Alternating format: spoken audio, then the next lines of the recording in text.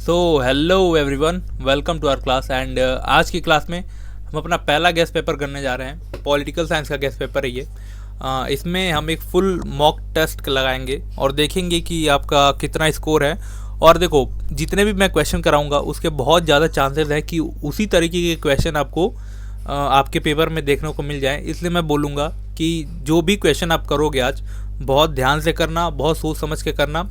और हर सेक्शन को कैसे अटेम्प्ट करना है ये भी मैं इस लेक्चर में बताऊंगा आपको, ताकि आप जब एग्जामिनेशन में बैठो, एग्जामिनेशन हॉल में बैठो, तो आप ज़्यादा पैनिक मत करो किसी भी क्वेश्चन को लेके। ठीक है, चलो स्टार्ट करते हैं। ज़्यादा टाइम नहीं लूँगा क्योंकि बहुत ज़्यादा पेपर है, पूरा 3 घंटे का पेपर है आपका। तो मैं इसको आधे 45 से 50 मिनट में ख़त्म करने की कोशिश करूँगा। ठीक है, और देखो, कोई भी क्वेश्चन है, आपको किसी भी चीज़ से रिलेटेड क्वेश्चन है, नीचे डिस्क्रिप्शन में लिंक दिया हुआ है हमारे टेलीग्राम चैनल का, वहाँ पे जाके ज्वाइन कर लो।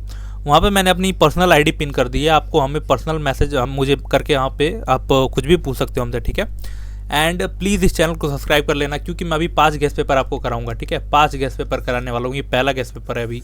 तो आने वाले टाइम में बहुत हेल्प होगी आपको। और CUET से भी रिलेटेड कोई भी कन्फ्यूजन है आपको तो आप पूछ सकते हो। ठीक है, देखो क्वेश्चन नंबर 1 MCQ है। ठीक है, arrange the following events in chronological order. ठीक है, क्रोनोलॉजिकल ऑर्डर में आपको लगाना है and choose the correct option. ठीक है, तो आपको ये डेट याद होनी चाहिए। डेट देखो, अब क्या बोलूँ इसमें, डेट बहुत सारे बच्चों को याद नहीं होती, मुझे भी नहीं याद होती थी। बट डेट याद करने का सिंपल सा एक ही तरीका होता है कि आप 2-3 बार 4 बार रिवीजन करो, और थोड़ा कोई अगर आप अपने मन से ट्रिक बना लेते हो तो वो ज़्यादा बेटर काम करेगा आपके लिए। ठीक है, तो जो इंडो रशियन स्ट्रेटेजिक एग्रीमेंट था, ये कब हुआ था? ये हुआ था 2001 में। ठीक है, 2001 में। सोवियत इन्वेजन ऑफ अफगानिस्तान, ये कब हुआ था? ये हुआ था 1979 में। ठीक है, 1979 में। ठीक है, डिसइंटीग्रेशन ऑफ USSR, ये कब हुआ था? सबको पता है, 1991 में। ठीक है, और सोशलिस्ट रिवॉल्यूशन इन रशिया, ये कब हुआ था? 1917 में। ठीक है, 1917 में हुआ था।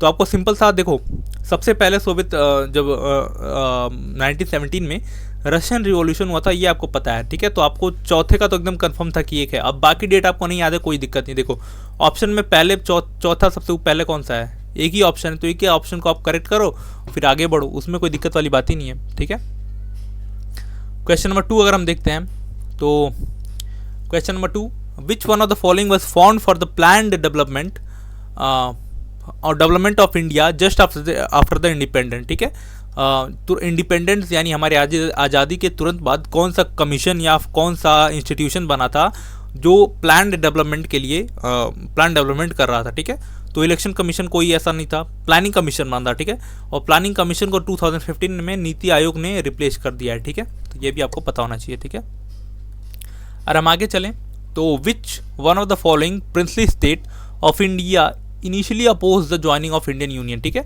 जब आपको पता होगा, जब इंडियन यूनियन आज़ाद, जब इंडिया आज़ाद हुआ था, इंडिपेंडेंट इंडिया को मिली थी, तो हमारे जो पूरे इंडिया था वो 565 प्रिंसली स्टेट में डिवाइड था। ठीक है, तो इसमें क्या हुआ था, बहुत सारे ऐसे प्रिंसली स्टेट थे जो मिलने के लिए तैयार थे, एंड बहुत सारे ऐसे थे जो नहीं मिलना चाहते थे। तो उसी में से कौन सा ऐसा था जो मिलना नहीं चाहता था? ठीक है, तो वो था हैदराबाद। ठीक है, और 1948 में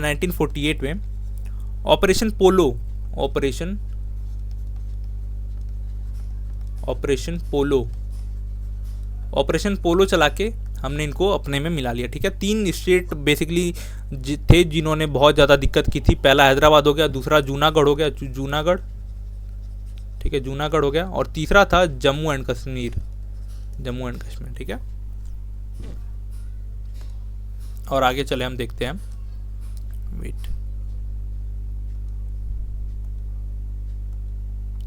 question number 4, which one of the following encourage the use of renewable energy? ठीक है, रिन्यूएबल एनर्जी को कौन इनकरेज करता है? इसमें से कौन सा एक्ट है? ठीक है, तो वो एक्ट है इलेक्ट्रिसिटी एक्ट 2003। ठीक है, इलेक्ट्रिसिटी एक्ट 2003।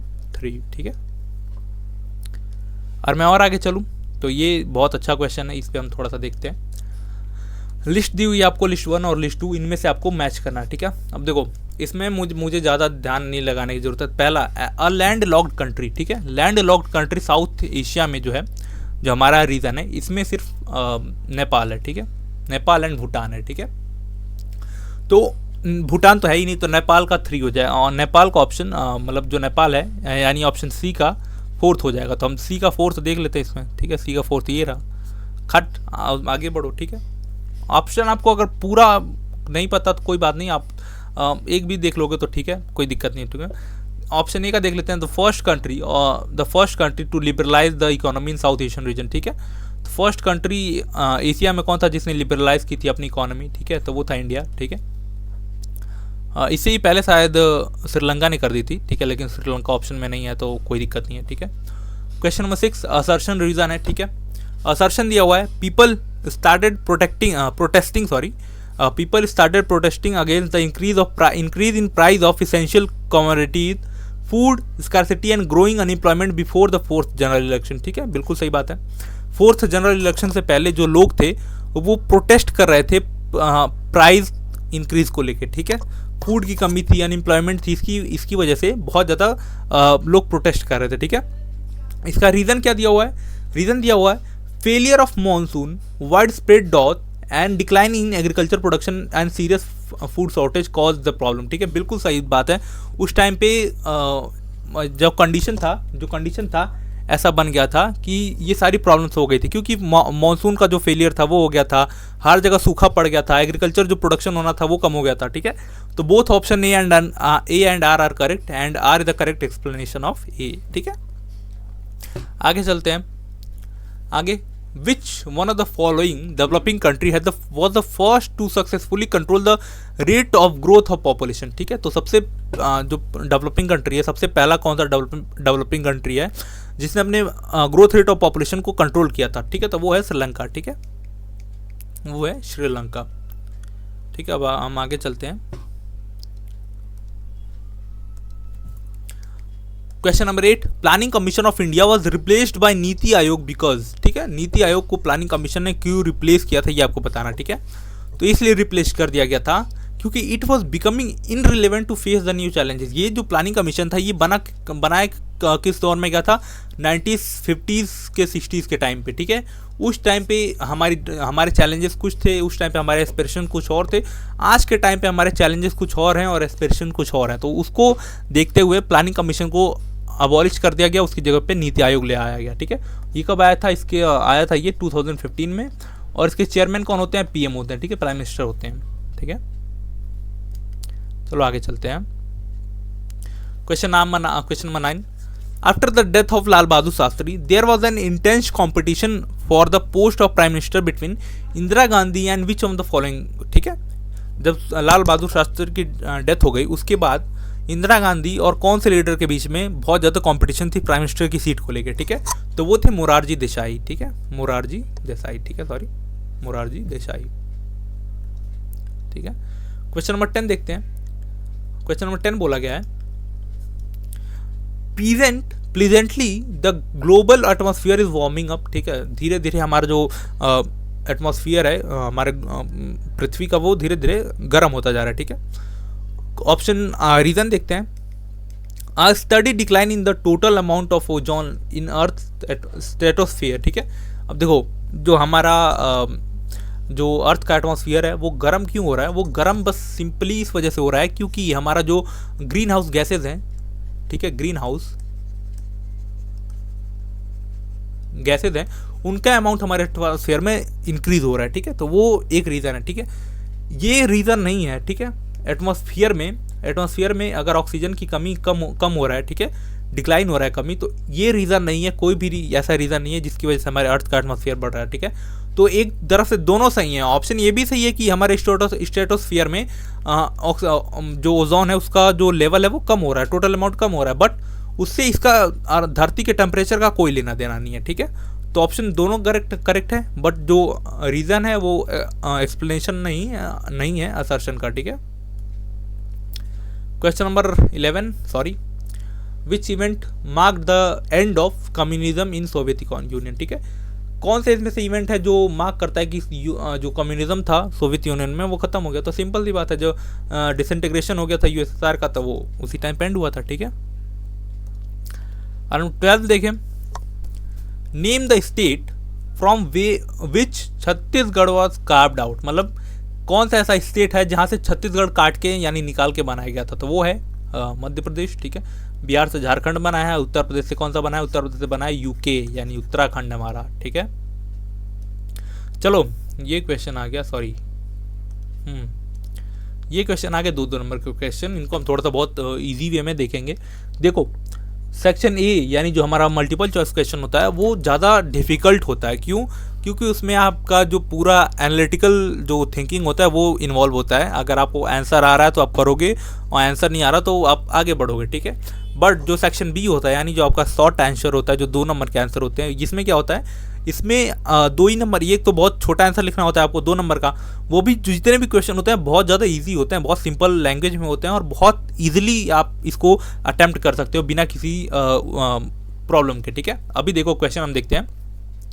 क्वेश्चन नंबर 13 दिया हुआ है, explain any 2 outcome of the Earth Summit held in June 1992 at Rio de Janeiro, ठीक है। आपको पता होगा अर्थ समिट हुआ था 1992 में रियो दी जेनेरियो में। अब ये है कहाँ पे है, ये है ब्राज़ील की राजधानी यानी कैपिटल है ब्राज़ील की, ठीक है। 1 मिनट को पानी पी लेता हूँ, ठीक है। तो जो ये हुआ था, जो अर्थ समिट हुआ था, इसकी आपको 2 आउटकम बताने हैं, ठीक है। तो इसके 2 आउटकम मैं सिंपल से यहाँ पे देखो एक्सप्लेन मैं ज़्यादा डेप्थ में नहीं करूँगा, मैं सिर्फ आपको क्वेश्चन बताना चाहता हूँ कि क्वेश्चन कैसे आते हैं, ताकि आप अपने हिसाब से उसी हिसाब से जो 5-6 दिन बचा हुआ है उसमें इसी हिसाब से प्रैक्टिस कर पाओ, ठीक है। तो इसमें पहला जो इसका आउटकम था वो था एजेंडा 21, ठीक है, एजेंडा 21, ठीक है। ये क्या था, एक कॉम्प्रिहेंसिव प्लान था टू प्रमोट सस्टेनेबल डेवलपमेंट। जितने भी कंट्रीज थी उन्होंने 21 एजेंडा को, मतलब 21 एजेंडा को एक्सेप्ट किया था, और एजेंडा 21 क्या था, एक कॉम्प्रिहेंसिव प्लान था टू प्रमोट सस्टेनेबल डेवलपमेंट, ठीक है। और उसका दूसरा आउटकम क्या था, दूसरा आउटकम था कन्वेंशन ऑफ बायोडाइवर्सिटी, ठीक है, कन्वेंशन ऑफ बायोडाइवर्सिटी। अब देखो जो हमारा ह्यूमैनिटीज़ के सब्जेक्ट होते हैं, जैसे हिस्ट्री हो गया, पॉलिटी हो गया, ज्योग्राफी हो गया, सोशोलॉजी हो गया, कोई भी सब्जेक्ट हो गया, ठीक है। अगर ह्यूमैनिटीज़ का सब्जेक्ट है तो ऐसा कंपलसरी नहीं है कि जो आंसर मैं ही बता रहा हूँ वही करेक्ट है। आप इसमें से कोई भी, बहुत सारे इसके आउटकम थे, ठीक है। जब बहुत सारे आउटकम थे, 20-22 आउटकम आप इसके लिख सकते हो और समिट के, बट आपको 2 नंबर के लिखने थे, तो आप जितना आपको पता है उसके बारे में उतना जो भी आपको पता है वो लिख सकते हो। मतलब जो मैं बता रहा हूँ सिर्फ यही आंसर नहीं है, आप अपने हिसाब से भी अगर कुछ लिख रहे हो तो वो भी आंसर हो सकता है अगर आपने सही लिखा है तो, ठीक है। कन्वेंशन ऑफ बायोडाइवर्सिटी का मतलब क्या था कि जितने भी कंट्रीज थी जिन्होंने पार्टिसिपेट किया था अर्थ समिट में, वो रेडी हो गई थी सस्टेनेबल यूज़ करने के लिए नेचुरल रिसोर्सेज का, यानी जो नेचुरल रिसोर्सेज हैं उनको हम सस्टेनेबल वे में यूज़ करेंगे, ठीक है। ये सारी कंट्रीज रेडी हो गई थी इसको लेकर, ठीक है, कन्वेंशन ऑफ बायोडाइवर्सिटी को लेकर, ठीक है।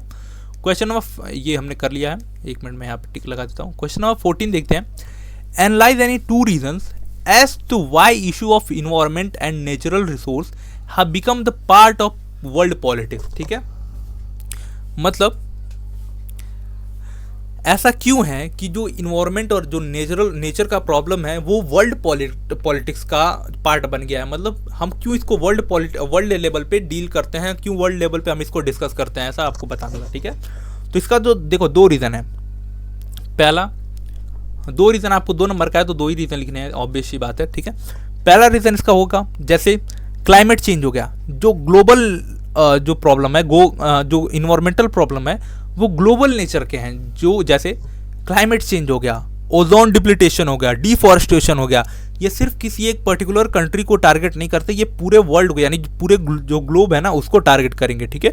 तो इसके लिए हमें क्या रिक्वायर्ड होती है, हमें इंटरनेशनल कोऑपरेशन का रिक्वायरमेंट होता है, ठीक है। और अगर दूसरा इसका रीज़न बताऊं क्यों हमें डिस्कस किया जाता है जो नेचर का प्रॉब्लम है वो वर्ल्ड पॉलिटिक्स पे, वो रीज़न है राइज ऑफ इन्वायरमेंटल मूवमेंट। जैसे आपने देखा होगा कि रिसेंट टाइम में, मतलब पिछले 40-50 सालों में बहुत ज़्यादा इन्वायरमेंटल प्रॉब्लम, बहुत ज़्यादा इन्वायरमेंटल जो मूवमेंट हैं वो स्टार्ट हुए हैं, जिसकी वजह से जो गवर्नमेंट है उनका भी ध्यान इसकी तरफ गया है कि ये भी एक ज़्यादा प्रॉब्लम है, ठीक है। और मैं क्वेश्चन नंबर 15 की बात करूँ तो इसमें बोला गया है, explain any 2 complaint related to the UN Security Council reflected in the resolution passed by UN General Assembly 1992, ठीक है। तो आपको 2 कंप्लेंट बतानी है, ठीक है, UN सिक्योरिटी काउंसिल के बारे में, जो यूएन जनरल असेंबली में जो वोटिंग हुई थी, यानी जो रिजोल्यूशन पास किया गया था, उसमें मेंशन है। ठीक है, देखो इस 2 नंबर के क्वेश्चन है, इसलिए मैं इनको लिख रहा हूँ, बता नहीं रहा हूँ, बस मतलब बोल रहा हूँ, बस लिख नहीं रहा हूँ। ठीक है, अब आगे से क्या करूँगा, जो आगे वाले आने वाले जो हमारे गेस्ट पेपर होंगे उसमें मैं इनको भी लिख के ले आऊँगा, ताकि आपको ज़्यादा आसानी रहे समझने में। ठीक है, तो वो मैं आगे वाले में से ध्यान रखूँगा इसको। ठीक है, तो इसका पहला lack of representation, lack of representation, lack of representation. ठीक है, पहला ऑप्शन हो गया। ठीक है, और ये देखो जो येलोइश कलर का जो बैकग्राउंड आपको दिख रहा है, ये येलोइश कलर मेरा जो प्रेजेंटेशन उसका कलर नहीं है, ये मैंने अपने जो सिस्टम में कंप्यूटर है उसमें मैंने नाइट लाइट ऑन की है, ताकि आंखों को दिक्कत ना हो, उसकी वजह से मैंने रखा है। नहीं तो वाइट बैकग्राउंड हो जाता, बहुत ज़्यादा आंखों को दिक्कत होती है, आपको भी और मुझे भी। ठीक है, इसलिए मैंने बस ये रखा है। ठीक है, पहला जो प्रॉब्लम है सिक्योरिटी काउंसिल को लेकर, वो है लैक ऑफ रिप्रेजेंटेशन। मतलब सिक्योरिटी काउंसिल में सिर्फ 5 परमानेंट मेंबर होते हैं, 10 नॉन परमानेंट मेंबर होते हैं। तो ये लैक ऑफ रिप्रेजेंटेशन है, जिसमें जो हमारा एशिया है, मतलब जो साउथ एशिया है उसमें से कोई नहीं है, जो अफ्रीका है उसमें से कोई नहीं है। तो ये दिक्कत वाली बात होती है। ठीक है, और मैं दूसरा बात करूं तो अगर मैं दूसरा बात करूं तो दूसरा है वीटो पावर इशू। ठीक है, वीटो पावर इशू,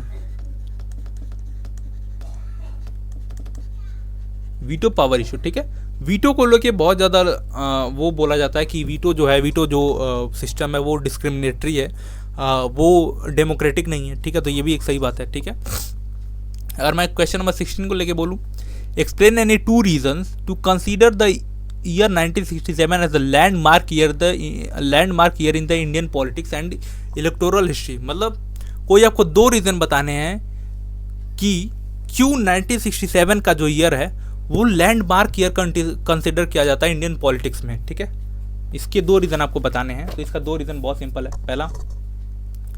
पहला क्या है इसका, राइज ऑफ पॉलिटिकल पार्टीज। ठीक है, rise of regional political party, regional political parties. ठीक है, अगर मैं इसका दूसरा रीज़न बताऊं तो beginning of कोalition parties, beginning of कोalition government. ठीक है, कोalition गवर्नमेंट यहां से धीरे धीरे बनना स्टार्ट हो गई थी कई स्टेट में। ठीक है, अब क्वेश्चन 1 मिनट में पहले ये सारा जो लिंक है ये क्लियर करता हूं। ठीक है, क्वेश्चन नंबर 17 देखते हैं। Mention any 2 provisions of the Punjab Accord signed by Rajiv Gandhi and Harchand Singh Longewala in 1985। इसको लोंगेवाला पैक्ट भी कहते हैं या फिर पंजाब अकॉर्ड भी कहते हैं, आप जो भी नाम दे इसको। ठीक है, तो इसमें पहला जो वो था, 2 आपको बताने थे, मेंशन इन 2 प्रोविंस। तो पहला ट्रांसफ़र ऑफ चंडीगढ़। ठीक है, transfer of Chandigarh to Punjab. ठीक है, और दूसरा tribunal for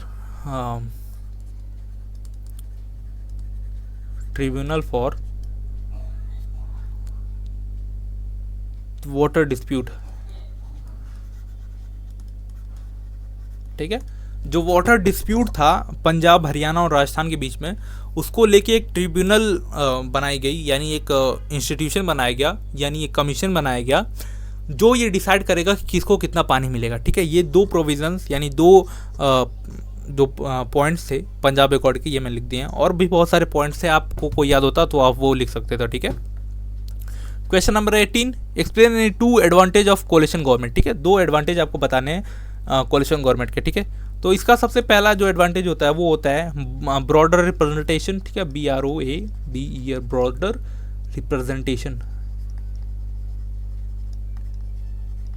broader representation, and इसका दूसरा जो होता है broader representation in the sense, क्योंकि जो जब कोalition गवर्नमेंट होती है तो उसमें मल्टीपल जो पॉलिटिकल पार्टीज होती हैं वो पार्ट लेती हैं। ठीक है, और अगर वो पार्ट जब लेती हैं तो वो इंश्योर करती हैं कि जो डाइवर्स इंटरेस्ट हैं उनको रिप्रेजेंट किया जाए उसमें। ठीक है, और मैं सेकंड की बात करूँ तो चेक एंड बैलेंस। ठीक है, check and check and balance. ठीक है, देखो जब कोalition की गवर्नमेंट होती है, जैसे अभी आज आप अभी का एग्जांपल लो आप, तो जो हमारी बीजेपी की अभी तक जो गवर्नमेंट थी, यानी 2024 तक, यानी 2025 तक जो गवर्नमेंट थी, इसमें क्या होता था, जो बीजेपी थी इसको पूर्ण बहुमत थी, यानी पूरा जो मेजॉरिटी का था 272 वाला, वो मेजॉरिटी इसके पास थी। तो इसीलिए इसने जितने भी फैसले लेने होते थे ये किसी से नहीं पूछती थी, अपने हिसाब से फैसले लेती थी। बट आज का कंडीशन डिफरेंट है। आज की कंडीशन में क्या है, जो हमारी जो गवर्नमेंट है वो एनडीए गवर्नमेंट है, बीजेपी गवर्नमेंट नहीं है, वो है एनडीए गवर्नमेंट, एनडीए, जिसमें बीजेपी को कितनी सीटें, 240 सीट्स हैं। ठीक है, और जितनी सीट्स हैं वो कोalition गवर्नमेंट की वजह से आई हैं। ठीक है, तो आज क्या होता है, जो बीजेपी को कोई भी डिसीजन लेना होता है तो वो क्या करती है, अपने जो और जो पार्टीज़ हैं उनसे पूछ के ही वो डिसीजन लेती है। यानी उसके जो उसका जो ऐसा डिक्टेटरशिप वाला जो वो था, वो चेक एंड बैलेंस हो गया। ठीक है, ठीक है, चलो आगे देखते हैं हम। Section C, explain any 4 consequences of globalisation. ठीक है, पहला इसका आप लिखोगे इकोनॉमिक ग्रोथ।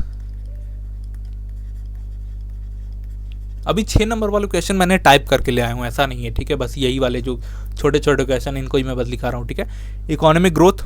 अबे ये भाई छोटे क्वेश्चन देखना, मैं बस बोल रहा हूँ, लिखने में छोटे हैं, बट देखो सेक्शन सी जो है इसमें 5 क्वेश्चन आएंगे 4 नंबर के, यानी 20 नंबर के। 80 में से 20 नंबर सिर्फ आपके यहाँ से क्वेश्चन के आएंगे। ठीक है, तो इसको हल्के में नहीं लेना है बिल्कुल। ठीक है, पहला इसका अगर कंसिक्वेंसेस अब बताऊँ ग्लोबलाइजेशन का, तो पहला इकोनॉमिक ग्रोथ, जो इकोनॉमिक एक्सपेंशन हुआ है ग्लोबल लेवल पे, जो डेवलपिंग कंट्रीज़ हैं उनको बहुत ज़्यादा हेल्प मिली है इससे। ठीक है, अगर मैं दूसरा बताऊं अगर मैं, तो वो है कल्चरल होमोजेनाइजेशन। ठीक है, HOMOGENIZZTION, maybe I am pronouncing, spelling तो सही इसका, मे बी। ठीक है, आप बताना स्पेलिंग। ठीक है, कल्चरल होमोजेनाइजेशन का मतलब होता है, आप देखोगे ग्लोबलाइजेशन की वजह से आपको सिमिलर टाइप के कल्चर दिखते हैं। जैसे देखो आप इंडिया में अगर देखोगे तो इंडिया में वेस्टर्न कल्चर अब धीरे धीरे बहुत ज़्यादा फैल चुका है पूरे इंडिया में।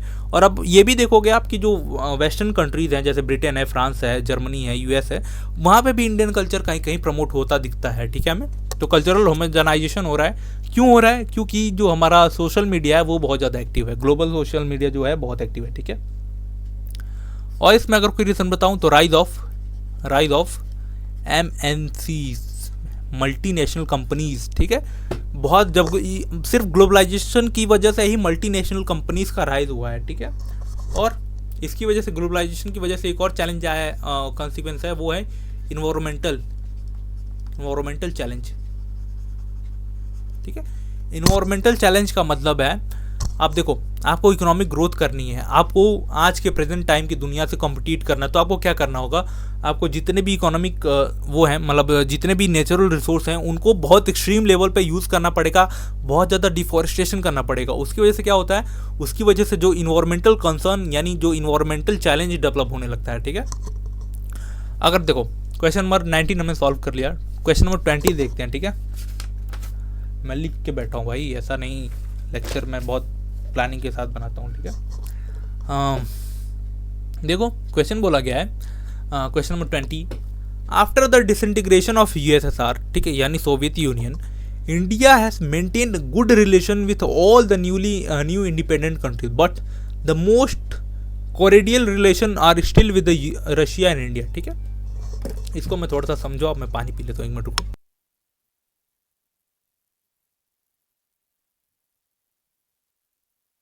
समझ आई बात? देखो जब सोवियत यूनियन जो है वो डिसइंटीग्रेट हो गया, तो उसके बाद जितने भी कंट्रीज बनी उससे इंडिया ने सबके साथ एक अच्छा रिलेशन मेंटेन करके रखा, बट सबसे ज़्यादा स्ट्रॉन्ग जो रिलेशनशिप है वो आज भी हमारा रशिया के साथ है। इसको आपको जस्टिफाई करना है दो एग्जाम्पल के साथ। ठीक है, देखो सबसे पहले आपको पता है जो हमारा रिलेशन है रशिया के साथ वो बहुत ज़्यादा स्ट्रॉन्ग है। क्यों? क्योंकि हमारे जो हिस्टोरिकल पार्टनरशिप है बहुत ज़्यादा स्ट्रॉन्ग है। ठीक है, historical partnership in the sense आपको याद होगा 1971 का वॉर, जब पाकिस्तान की तरफ से यूएस लड़ने आया था तो हमने यूएसएसआर से हेल्प मांगी थी, और यूएसएसआर जब हमारे जो वॉर था उसमें इन्वॉल्व हो गया, उसी वजह से यूएस को, यानी जो आज का अमेरिका है, उसको पीछे हटना पड़ा था, सिर्फ उसी की वजह से। ठीक है, स्ट्रेटेजिक कॉपरेशन, इकोनॉमिक इंटरडिपेंडेंट, मतलब हम एक दूसरे से बहुत ज़्यादा ट्रेड करते हैं। ठीक है, तो ये सब चीज़ों की वजह से हमारा जो रिलेशन है रशिया के साथ बहुत ज़्यादा डीप है। ठीक है, अगर मैं इसके 2 एग्जाम्पल की बात करूँ, मैं 2 एग्जाम्पल इसमें दिया हुआ है। ठीक है, तो 2 एग्जाम्पल की मैं बात करूँ तो पहला है डिफेंस एंड मिलिट्री कॉपरेशन। ठीक है,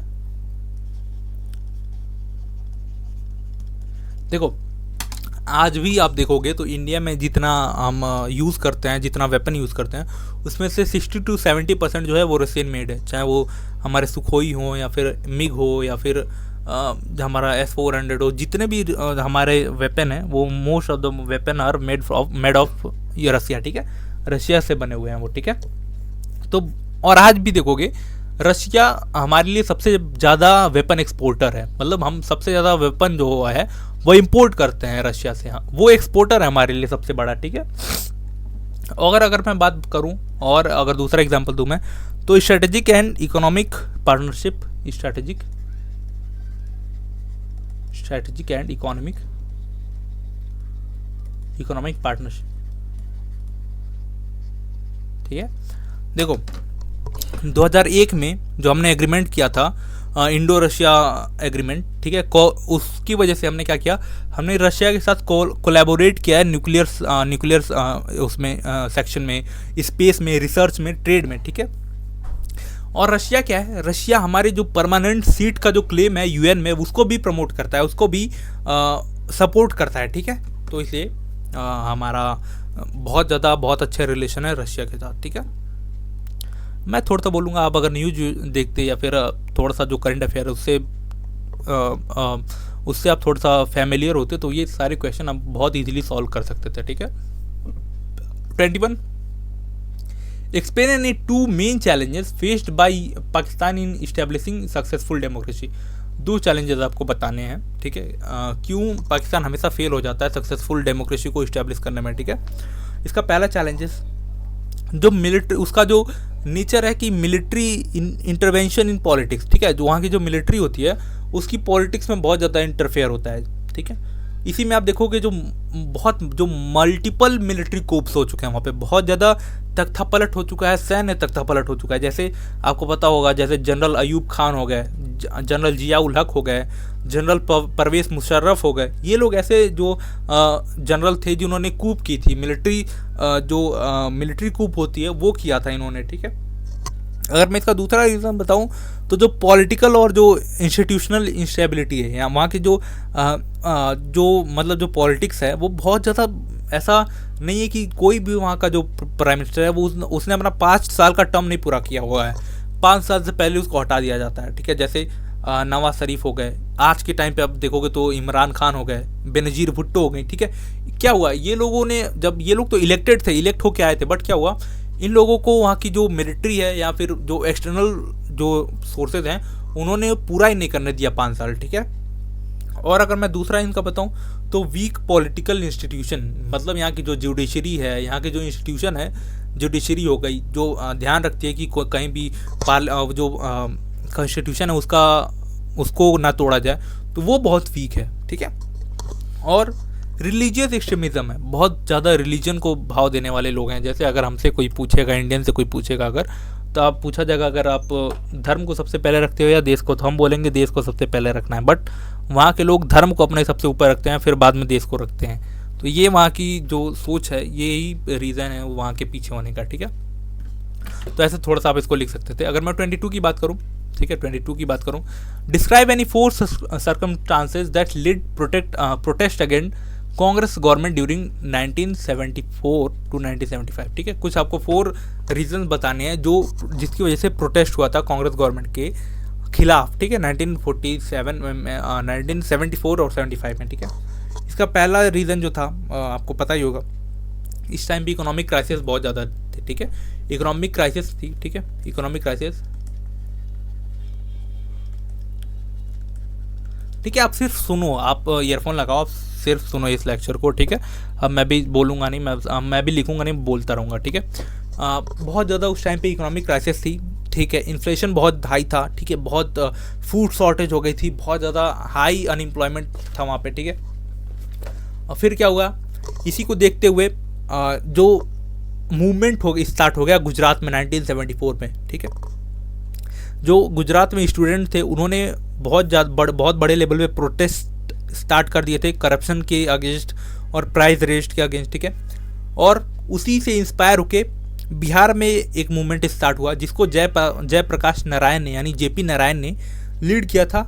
और उन्होंने डिमांड रखी इंदिरा गांधी के रिज़ाइन की, ठीक है, कि इंदिरा गांधी अपना रेजिग्नेशन दें वहाँ पे, ठीक है। उसके बाद इसमें घी में आग डालने का काम किया इलाहाबाद हाई कोर्ट ने, ठीक है। इलाहाबाद हाई कोर्ट का एक वर्डिक्ट आता है 1975 में, जिसमें इलाहाबाद हाई कोर्ट जो होता है वो इंदिरा गांधी को गिल्टी पाता है, क्योंकि उसको लगता है कि जो इंदिरा गांधी थी उन्होंने जो 1971 में इलेक्शन हुआ था उसमें माल प्रैक्टिस की थी, मतलब गलत तरीके से इलेक्शन में पार्टिसिपेट किया था और गलत तरीके से इलेक्शन जीता था। इसकी वजह से जो इलाहाबाद हाई कोर्ट होता है वो उनका जो इलेक्शन जो होता है उसको इनवैलिड करार देता है और इंदिरा गांधी को अपना जो पोस्ट होता है उससे उनको बर्खास्त करता है ताकि वो और आगे चल के कोई डिसीजन ना ले पाए, ठीक है। और आगे मैं बात बताऊँ आपको, तो ये क्वेश्चन यहाँ पे है, ठीक है। और अगर हम देखें तो और कौन सा क्वेश्चन है, 23।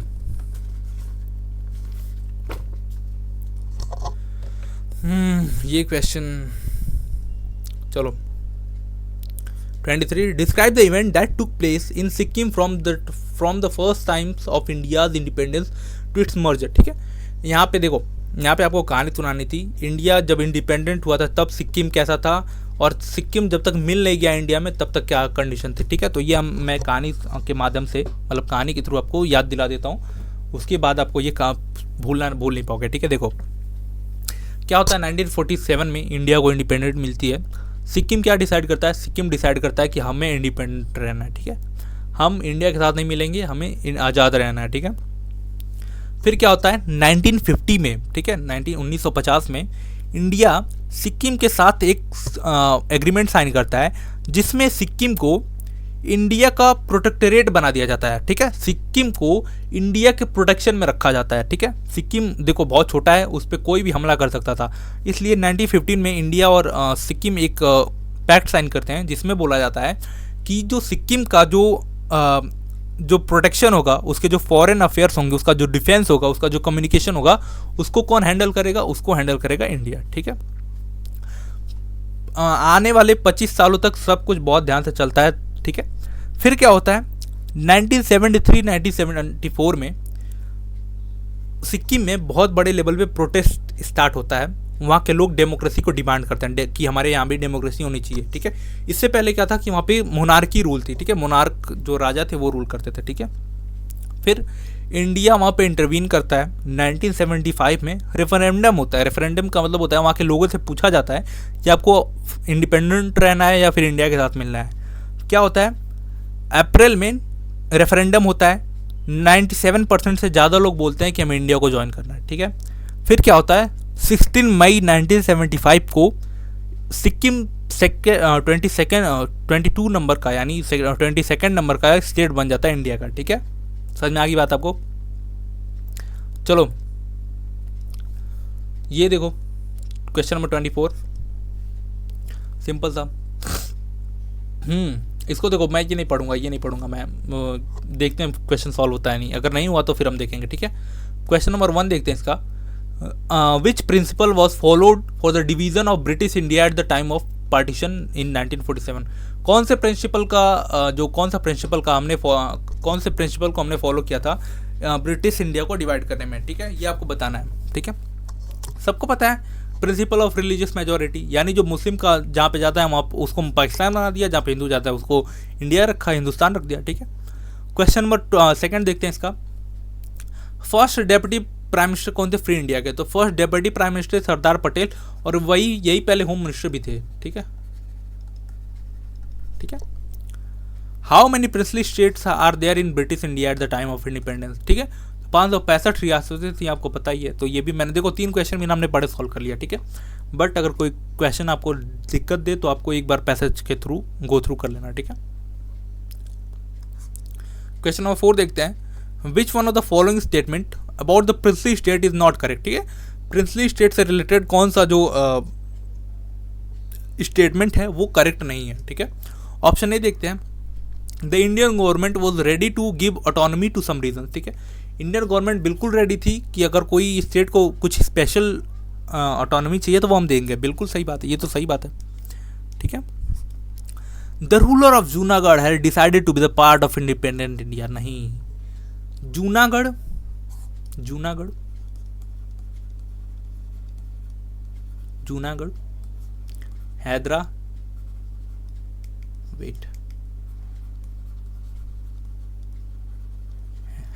जूनागढ़, हैदराबाद और जम्मू एंड कश्मीर और एक मणिपुर, ये 4 ऐसे स्टेट थे उस टाइम पे, प्रिंसली स्टेट थे जिन्होंने बहुत ज़्यादा दिक्कत दी थी हमें, ठीक है। तो ऑप्शन यही मिल गया हमें, ठीक है, ऑप्शन यहीं पे मिल गया, ठीक है। अगर हम आगे चलें, मैप के क्वेश्चन देखो, मैप के क्वेश्चन ये मैं नहीं कराऊंगा, बहुत इजी क्वेश्चन है भाई। इसमें अब देखो मैप के क्वेश्चन ये मैंने करा रखे हैं। अभी जब ये लेक्चर एंड होगा तो यहाँ पे मैप की वीडियो आएंगे, ठीक है। एंड स्क्रीन पे यहाँ पे मैप की वीडियो आएगी, उसको आप ध्यान से देख लेना। और इस साइड में एक प्लेलिस्ट आएगी, ठीक है। प्लेलिस्ट आपको कंप्लीट जितना भी आपको पॉलिटिकल साइंस के लिए चाहिए वो यहाँ पे दिखा दिया जाएगा, ठीक है, ठीक है। जितना भी प्लेलिस्ट है, जो मोस्ट इंपॉर्टेंट टॉपिक है उनको मैंने मार्क कराया है एक वीडियो में, ठीक है, दोनों बुक के। फिर मैंने मैप के क्वेश्चन अलग करा दिए हैं। अब ये पहला गेस्ट पेपर मैं करा रहा हूँ, तो उस जो प्लेलिस्ट है उसको फॉलो कर लेना आप, ठीक है, वरना लेक्चर बहुत ज़्यादा भारी हो जाएगा, ठीक है। देखो ये मैप बेस्ड क्वेश्चन, ठीक है। Logo, identify and name the organization who 4 logo are shown in the cartoon, ठीक है। 4 लोगोस किसके हैं? ये यूनाइटेड नेशन के हैं, ठीक है, यूएन के, यूनाइटेड नेशन यूएन के हैं, ठीक है। Identify and name the person shown in the cartoon, ठीक है। कार्टून में कौन है ये? कार्टून में कौन है ये हैं यहूद, यहूद ओलमर्ट, ठीक है। ये कौन थे? ये थे इजराइल के पीएम, ठीक है,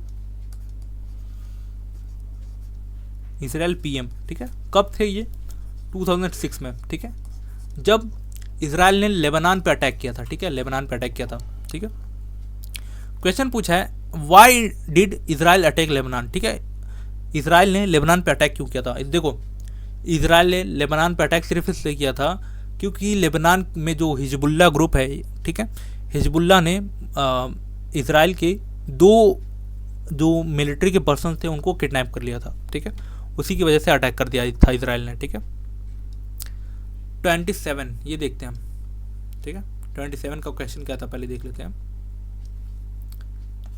explain any 3 reasons for spending more on traditional security than non traditional security by India, ठीक है। इसमें बोला गया है इंडिया क्यों ट्रेडिशनल सिक्योरिटी पे ज़्यादा खर्च करता है rather than non traditional security. I hope आप सबको पता होगा ट्रेडिशनल सिक्योरिटी क्या होती है एंड नॉन ट्रेडिशनल सिक्योरिटी क्या होती है, ठीक है। देखो 3 रीज़न मैंने दिया है, तीनों रीज़न को मैंने बहुत ज़्यादा एक्सप्लेन कर दिया, तो इतना बहुत ज़्यादा सफिशियंट है आपके 6 नंबर के क्वेश्चन के लिए, ठीक है। पहला, border conflict and external threat, ठीक है। देखो इंडिया क्या है? इंडिया अपना बॉर्डर शेयर करता है चाइना के साथ, पाकिस्तान के साथ, और दोनों के साथ हमारी वॉर हो चुकी है, ठीक है। दोनों के साथ हमारा वॉर हो चुका है, चाहे वो जम्मू कश्मीर में हो, लद्दाख में हो, अरुणाचल प्रदेश में हो, वहाँ पे हो, क्या बोलते हैं, सियाचिन में हो, हमने हर जगह वॉर किया है, ठीक है। तो हमें बहुत ज़्यादा केयरफुल रहने की ज़रूरत पड़ती है। ये कौन सा थ्रेट है? ये है हमारा traditional threat. Non traditional threat क्या होता है? जैसे क्लाइमेट चेंज हो गया, या फिर कोई जो छोटे मोटे जो थ्रेट है तो बहुत बड़े, लेकिन ऐसे थ्रेट नहीं है जो मतलब दूसरे देश तो हमें थ्रेट नहीं होता, ठीक है। ट्रेडिशनल थ्रेट में हमें डायरेक्ट दूसरे देशों से थ्रेट होता है, ठीक है। तो इसमें हमने बता दिया। अभी फ्रिक्वेंटली कुछ टाइम पहले डोकलाम हुआ था, स्टैंड ऑफ डोकलाम में हुआ था 2017 में, गलवान में हुआ था 2020 में, ठीक है। तो ये सब अगर आपने थोड़ा सा भी न्यूज़ का नॉलेज है तो जो करंट में चला है ना वो भी आप लिख सकते हो, कोई दिक्कत वाली बात नहीं होती इसमें, ठीक है।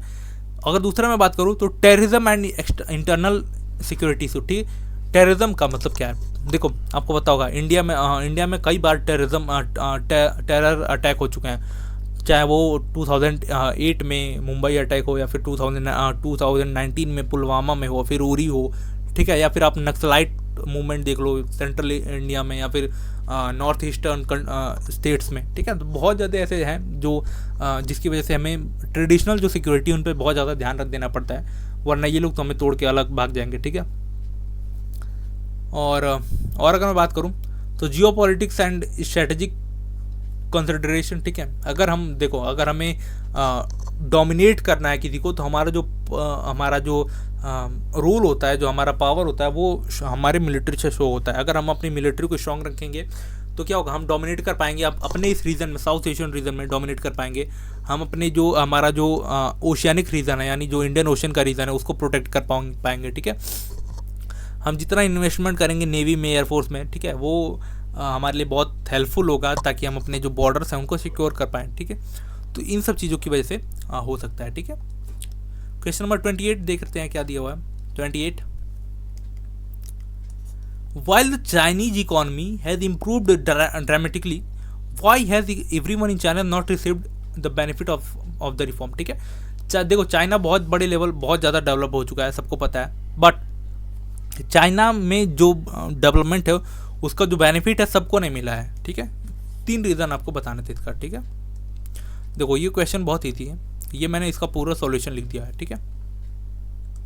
ये मैंने सॉल्यूशन इसका पूरा लिखा हुआ है, 3 रीज़न बताए थे, 3 रीज़न मैंने लिखे हैं। इसको आप पढ़ लेना, ठीक है। इसका PDF मैं अभी टेलीग्राम चैनल पर डाल देता हूँ, या तो आप पढ़ लो इसको, ठीक है, या फिर आपको कोई और रीज़न पता हो, आप उस रीज़न को लिखो एंड आप हमें सिंपली हमारे टेलीग्राम चैनल पे हमें भेजो, ताकि हम चेक कर पाएँ कि क्या दिक्कत है, आपके आंसर राइटिंग में कोई दिक्कत है या नहीं, ठीक है। क्वेश्चन नंबर 29, सिंपल सा बहुत क्वेश्चन है, सिंपल सा क्वेश्चन है।